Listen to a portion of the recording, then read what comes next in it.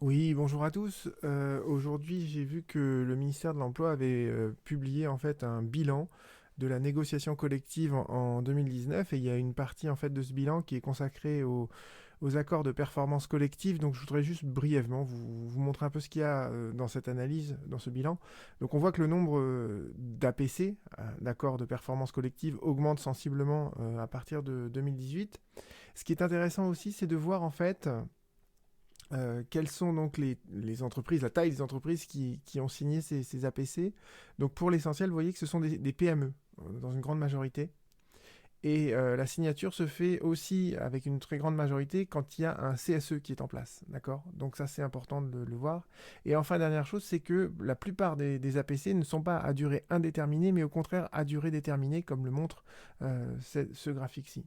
Et l'analyse en fait qui un peu plus poussée qui a été faite par le ministère du Travail est intéressante puisqu'il montre que aux deux tiers les accords les APC ont été signés à l'unanimité des organisations syndicales représentatives dans l'entreprise. Donc vous voyez bien qu'il y a à travers ce chiffre, et ça montre que dans beaucoup de cas, un APC, il est signé avec l'accord unanime des organisations représentatives dans l'entreprise. Donc il y a une forte adhésion en fait des salariés, en tout cas de leurs représentants, aux mesures qui sont proposées par l'employeur.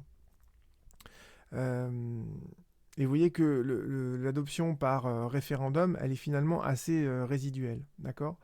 Bon, comme je vous l'ai dit, donc c'était à durée déterminée. Alors, ce qui est intéressant aussi, c'est de voir sur quoi portent ces APC. Il y en a beaucoup qui portent sur le temps de travail, et on va comprendre après pourquoi. Euh, une portion assez importante aussi sur la rémunération, et on voit qu'en fait le thème, la thématique de la mobilité géographique et ou professionnelle, c'est finalement le thème le moins abordé en fait dans les APC.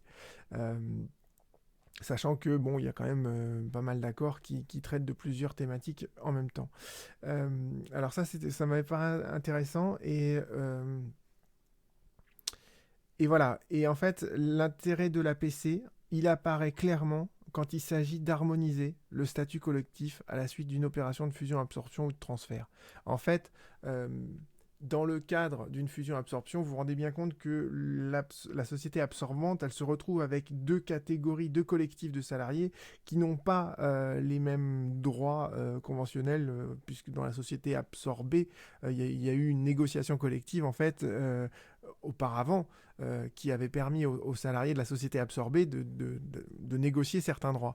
Et vous voyez que un accord de performance collective, ça permet, en termes de temps de travail, par exemple, en termes de rémunération, ça permet d'uniformiser en fait le statut au sein de la société absorbante pour que tous les salariés soient traités de la même manière. Donc en fait, ça, apparemment, l'APC, il est utilisé dans le cadre de ce qu'on appelle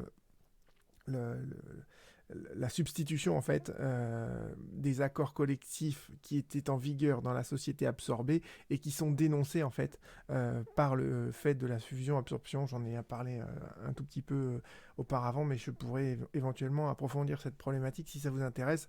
N'hésitez pas à le mentionner dans vos commentaires.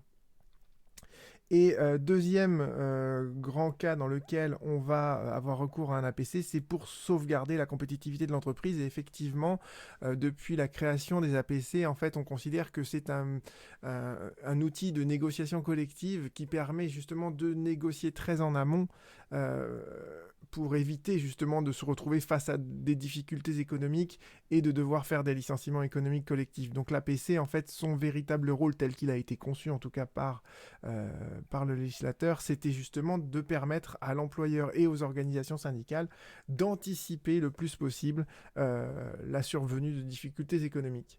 Et, euh, et donc, vous voyez, après, il y a dans ce rapport, à la page 408 et 409, il y a une petite analyse en fait de quelques APC qui ont été conclus, notamment, vous voyez, par exemple, en matière de difficultés économiques, en matière euh, alors là, je trouvais par exemple, c'était intéressant.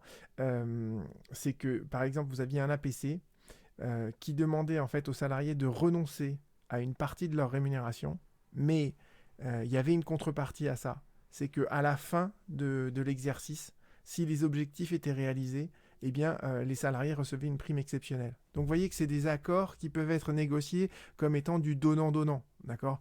Les salariés comprennent bien que il faut améliorer la compétitivité de l'entreprise.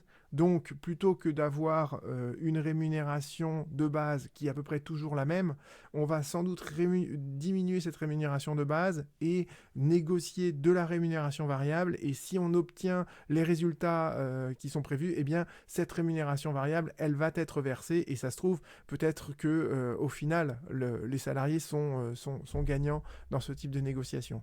Donc, vous voyez, ça introduit un élément de souplesse. Et je pense que c'est important d'analyser ça parce qu'on a toujours l'impression que la PC, c'est forcément quelque chose où les salariés sont perdants. Et ma foi, peut-être que l'analyse que va faire le ministère de l'Emploi dans les années à venir va nous démontrer que au contraire c'est pas forcément ça peut être mais c'est pas forcément toujours au détriment des salariés et que ça peut être des accords donnant dans certains cas de figure comme ceux que je viens de vous décrire. Voilà, je vous remercie pour votre écoute et puis on se retrouve évidemment très bientôt. Au revoir.